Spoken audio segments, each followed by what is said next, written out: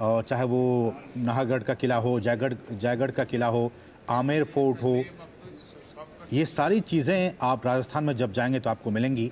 और उन्हीं में से ये एक जो टूरिस्ट प्लेस है, काफ़ी लोग यहाँ पे जाना पसंद करते हैं।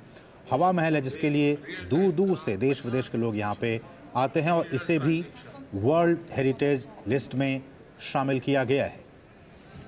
और आप देख सकते हैं इन तस्वीरों में दोनों ही नेता और ख़ासकर प्रधानमंत्री नरेंद्र मोदी समझाते हुए कि किस तरह से हवा महल और इसका निर्माण और इसकी क्या कुछ खूबियाँ हैं। आपकी जानकारी के लिए बता दें कि इस हवा महल का निर्माण 1799 में जयपुर के कछवाहा शासक महाराजा सवाई प्रताप सिंह ने रॉयल सिटी पैलेस के विस्तार के रूप में किया था।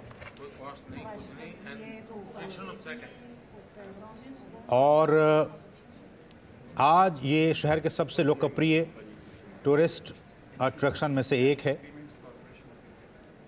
और जब आप गए होंगे, देखे होंगे, 5 मंजिला ये हवा महल एक समृद्ध, इसका जो बाहरी भाग है, और रिकॉर्ड के मुताबिक लालचंद उस्ताद द्वारा भगवान कृष्ण के मुकुट के आकार में डिज़ाइन किया गया था। इस हवा महल को हवा महल के सबसे ऊपरी हिस्से तक पहुंचने के लिए जो टूरिस्ट वहां जाते हैं वो रैंप का इस्तेमाल करते हैं। और इस स्मारक की जो सबसे आकर्षक, जो सबसे दिलचस्प बात यह है कि इसमें आप देख सकते हैं 900 से ज़्यादा छोटी छोटी खिड़कियां हैं, विंडोज़ हैं। 953, अगर मैं गलत ना हूं, 953 छोटी खिड़कियां हैं और इनमें काफ़ी बारीक तरीके से नक्काशी की गई है, जिन्हें हम झरोखा भी कहते हैं। तो इन छोटी खिड़कियों को झरोखा भी कहा जाता है। और सालों पहले जब इसका निर्माण किया गया था तो इसके पीछे की वजह यही थी कि ये कई राजपूत परिवारों के लिए गर्मियों के मौसम में एक विश्राम स्थल के तौर पर काम करता था। इसे इस तरह से डिज़ाइन किया गया था कि ताकि इसमें जो हवा है वो लगातार आती रहे और गर्मियों के दौरान जब यहाँ पे लोग जाएं तो उन्हें भी राहत मिले, हवा उन्हें मिलती रहे। तो आप देखिए जो तस्वीरों में भारत की विरासत आपको दिख रही है, भारत की विरासत के साथ साथ कितनी उन्नत तकनीक थी आर्किटेक्चर की, वो भी आपको दिखाई दे रही है।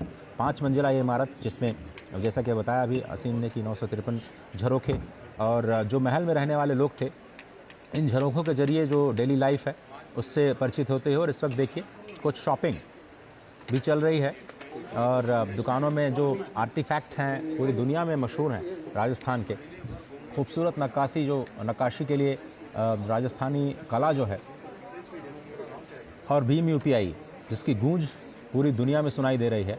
डिजिटल पब्लिक इंफ्रास्ट्रक्चर का एक नया मॉडल जो भारत ने पूरी दुनिया को दिया। 2 मॉडल इस वक्त काम कर रहे हैं पूरी दुनिया में।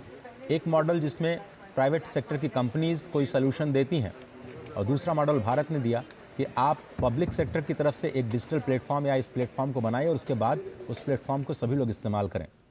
भीम यूपीआई एक ऐसा ही प्लेटफॉर्म जिसने डिजिटल पेमेंट्स के इतने सारे रिकॉर्ड बनाए कि पूरी दुनिया में एक अद्वितीय प्लेटफॉर्म के रूप में उभरा है। और आप देख रहे हैं कुछ तस्वीरें हवा महल के बाद लोकल शॉपिंग सेंटर्स में जाते हुए भीम यूपीआई के ज़रिए कैसे लोग पेमेंट्स रिसीव करते हैं, इसके बारे में जानकारी देते हुए, और ये भीम यूपीआई कैसे भारत के बैंकिंग सेक्टर को एक धागे में जोड़ करके आपसी लेन देन को कैसे आसान बनाया है, उसकी एक तस्वीर आपको इस वक्त दिखाई दे रही है। बिल्कुल, तो डिजिटल पब्लिक इंफ्रास्ट्रक्चर भारत की एक और उपलब्धि, और इसका आप देख सकते हैं यहाँ पे यूपीआई के ज़रिए, और न सिर्फ फ्रांस बल्कि बहुत सारे देशों के साथ ये हमने किया है कि वहाँ भी अब डिजिटली यूपीआई के ज़रिए आप पेमेंट कर सकते हैं। तो ये भी एक आर्थिक तरक्की के तौर पर देखा जा सकता है। भूटान के साथ भी हमने देखा कि अभी हमने किया है। तो इस तरह से तमाम देशों के साथ भारत लगातार इस बात की कोशिश कर रहा है कि वहाँ भी यूपीआई के ज़रिए पेमेंट संभव हो सके। डिजिटल पब्लिक इंफ्रास्ट्रक्चर का ये एक बेहतरीन नमूना, एक बेहतरीन उदाहरण। और मुझे लगता है कि जब ये आर्टिफैक्ट को देख रहे हैं इस वक्त मेहमान राष्ट्रपति, शायद वो यूपीआई के ज़रिए अगर वो, मुझे लगता है कि शायद पेमेंट करें। उनके हाथ में मुझे अयोध्या का नवनिर्मित राम मंदिर प्रतिकृति मुझे दिखाई पड़ रही है।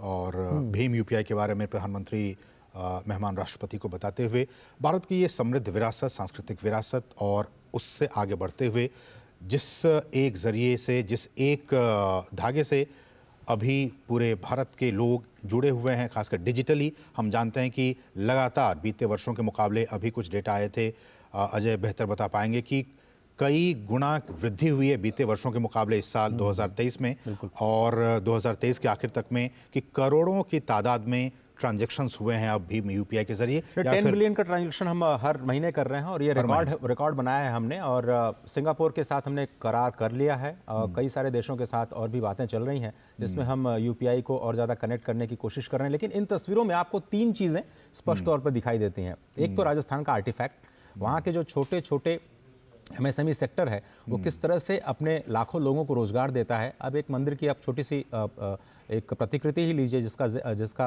अवलोकन ये दोनों नेता कर रहे हैं, कैसे ये लाखों लोगों को रोजगार देता हुआ आर्टिफैक्ट पूरी दुनिया में अपनी जगह बना रहा है। और हम वोकल फॉर लोकल की बात करते रहते हैं प्रधानमंत्री लगातार, और खुद वो करके दिखाते हैं। ये खूबी है प्रधानमंत्री मोदी की कि जो वो कहते हैं, अपील करते हैं सिटीजन